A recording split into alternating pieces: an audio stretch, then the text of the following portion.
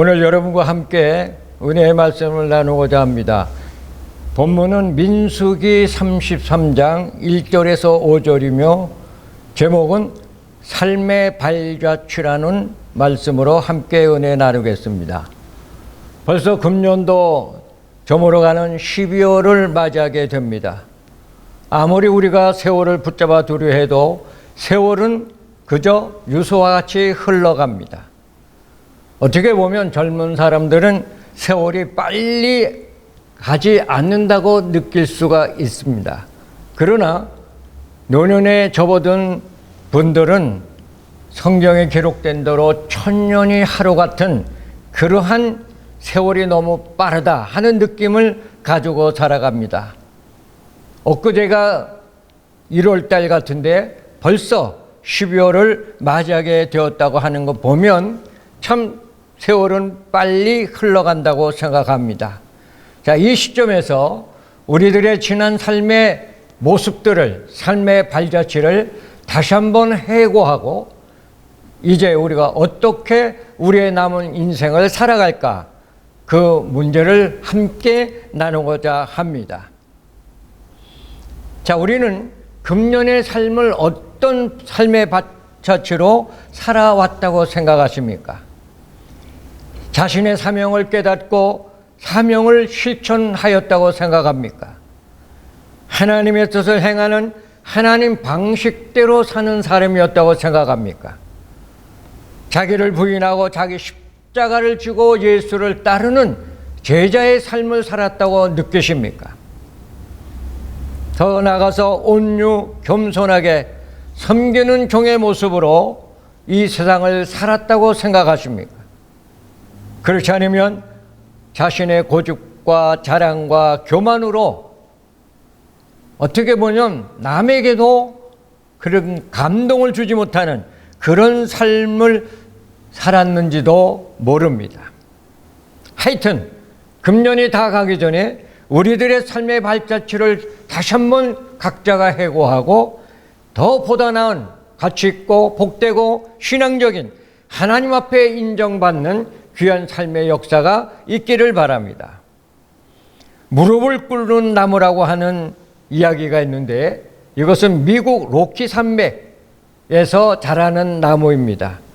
로키 산맥은 높이가 3,000m가 되기 때문에 그 정상에서 나무들이 살기에는 한계가 있다고 합니다. 그런데 그 정상에서 나무들이 살기 위해서 어떤 모습을 하는가 하니 사람이 무릎을 꿇은 그 모습의 형태로 나무가 자라나고 있다고 하는 사실입니다. 그 나무들이 꼿꼿하게 서서는 그 정상에서는 살 수가 없다고 하는 것입니다. 그런데 놀라운 것은 그 정상에서 자란 나무로 만든 바이올린이 그렇게 소리가 좋다고 합니다. 여러분, 우리가 금년 한 해 동안 세월의 여러 풍파 가운데서 우리는 어떤 경험들을 했을까요? 아마 많은 경험들이 우리들 자신에게 있겠지만 바보처럼 사는 그런 경험이 있습니까? 너무 똑똑하고 너무 잘나서 자기를 뽐내다가 거양 왕따 당하는 그런 경우는 없었습니까? 우리의 삶이라고 하는 것은 내가 아는 것도 많고 똑똑하지만 어떻게 보면 바보처럼 겸손하게 살 때에 우리의 마음과 우리의 신앙은 더 편안하고 행복할 수 있다고도 역설적으로 생각해 볼 수가 있습니다. 우리는 무릎을 꿇는 나무처럼 낮아집시다. 겸손하게 숙입시다. 그렇게 살 때 우리의 삶에 놀라운 은혜로운 아름다운 감동의 소리가 우리 이웃에 퍼질 수 있다고 하는 사실입니다. 오늘 본문은 우리가 읽어보면 지명에 대한 이야기들이 너무 많이 나열되어 있기 때문에 그 성경을 읽을 때 도대체 무슨 뜻인지 이해하지 못하고 도시 이름만 읽고 지나가는 그러한 경험이 있는 본문의 내용입니다. 그런데 이 본문이 우리에게 주시는 놀라운 교훈이 있다고 생각해서 오늘 함께 생각하는 것입니다. 이 본문의 내용은 이스라엘 백성들이 출애굽하여 모압 평지까지 걸어온 40년의 광야의 여정을 회고하고 있으며 앞으로 가나안 정복을 어떻게 할 것인지, 하나님의 명령으로 어떻게 가나안 정복을 할 것에 대한 미래에 대한 이야기를 설명한 내용입니다. 1절을 보겠습니다. 모세와 아론의 인도로 대오를 갖추어 그들이 행군했다고 하는 것입니다. 자, 이스라엘 백성들이 행군은 모세와 아론의 인도하심에 따라 진행되었다고 하는 것입니다. 다시 말하면 지도자의 말씀을 따라서 그들이 순종하고 행군하였다는 것을 의미합니다. 그런데 더 중요한 것은 대오를 갖췄다고 하는 것입니다. 여기서 대오를 갖췄다고 하는 것을 우리가 한번 상상해 보면 좋겠습니다. 출애굽한 그 이스라엘 백성들이 광야의 여정은 한두 사람이 아닙니다. 전쟁에 나갈 수 있는 장정만 60만이라고 생각하니까 그에 따른 식구들까지 하면 약 200만이 되는 큰 대오를 갖추고 그들이 행군했다고 하는 것, 이탈하지 않고 그 대열에서 질서정연하게 행군했다고 하는 것은 참 놀라우신 의미를 우리에게 주고 있다고 하는 말입니다. 왜 그럴까요? 이스라엘 백성들이 출애굽한 백성들은 군사훈련을 받은 사람들이 아닙니다. 그들은 400년 동안 애굽에서 노예 생활을 하다가 이제 하나님의 은혜와 섭리 가운데서 출애굽하고 이제 행군하는 그러한 사람들이기 때문입니다. 그런데 그들이 대오를 이탈하지 않고 질서정연하게 행군했다고 하는 것은 참 놀라우신 은혜의 행군이라고 볼 수가 있습니다. 자, 이스라엘 백성들이 모세와 아론의 인도를 따라서 대오를 했다고 하는 이 말씀에 우리는 어떤 교훈을 받을까요?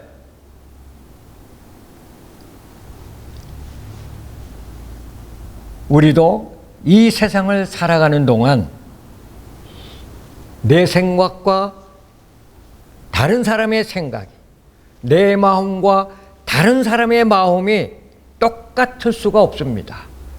생각과 마음과 삶의 방법이 다 다릅니다. 그러나 오늘 이 말씀 속에서 우리는 어떻게 살아야 할까요? 전체적인 삶의 역사를 위해서 내가 희생하고 양보하고 이해하고 협력하는, 서로가 하나 되는 삶의 모습을 보여주는 이것이 과연 이 땅의 우리들의 삶의 가치가 아닐까 생각합니다. 2절에 보면 모세가 여호와의 명령대로 그 노종을 따랐다고 말씀합니다. 모세는 40년의 긴 광야의 여정을 이끌고 가는 동안 어쩌면 세월의 흐름이 너무 느렸다고 생각할지도 모릅니다. 왜냐하면 이스라엘 백성들은 목이 곧은 백성들이요, 그 목이 곧은 불신앙 불순종의 사람들을 이끌고 나갈 때 얼마나 많은 난관이 있었는지 말로 다 할 수가 없었습니다. 그럼에도 불구하고 모세는 하나님의 명령대로 그들을 통솔하고 이끌었다고 하는 사실입니다. 어떤 면에서 보면 인간적인 면으로 모세는 바보스러운 듯한 그런 면이 없잖아 있지 않았을까 생각하는 겁니다. 왜? 교만한 백성들을 이끌어갈 때 당한 그 어려운 힘든 일들이 너무 많았기 때문입니다.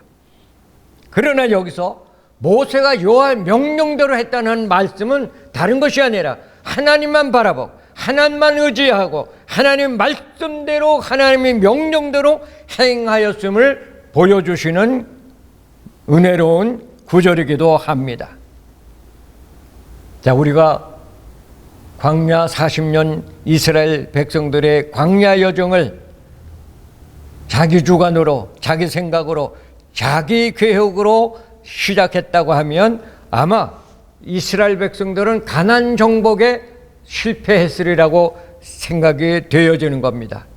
그러나 이 구절에서 말씀하는 하나님의 명령대로 그들이 실천했기 때문에 결국은 행군을 은혜롭게 진행할 수 있었다고 하는 사실입니다.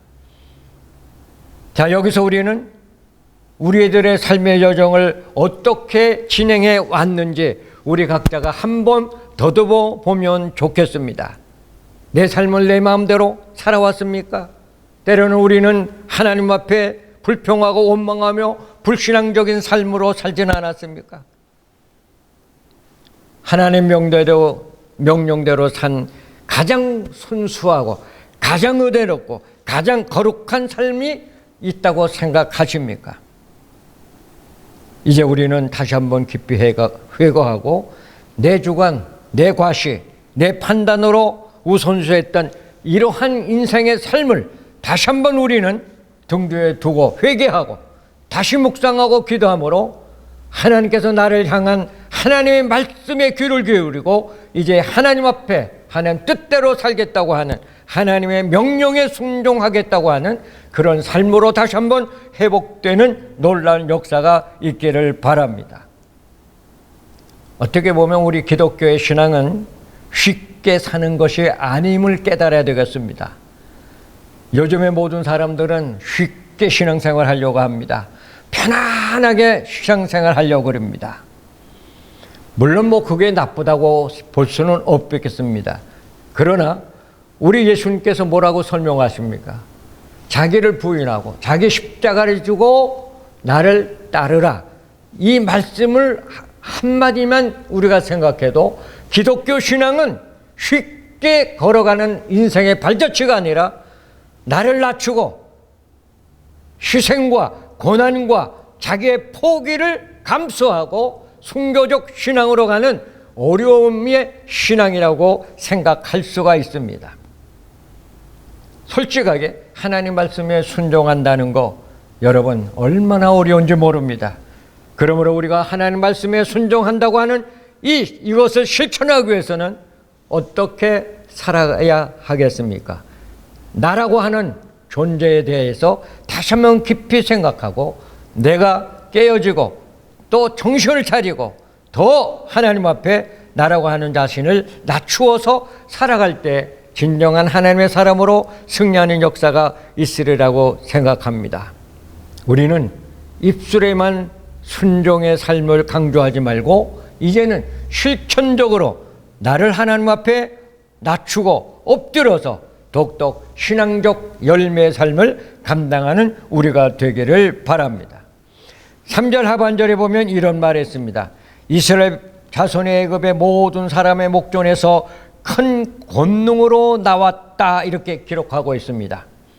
자, 이스라엘 백성들이 출애굽한 것은 그들이 잘나고 똑똑하고 그래서 인간의 수단 방법으로 출애굽한 게 전혀 아니라고 하는 겁니다. 오직 하나님의 역사로 됐다고 하나님의 능력으로 하나님의 선택하신 그 백성들에게 은혜를 주시고 섭리해 주시는 역사 가운데 출애굽했다고 하는 사실을 오늘 본문은 우리에게 설명해 주고 있습니다.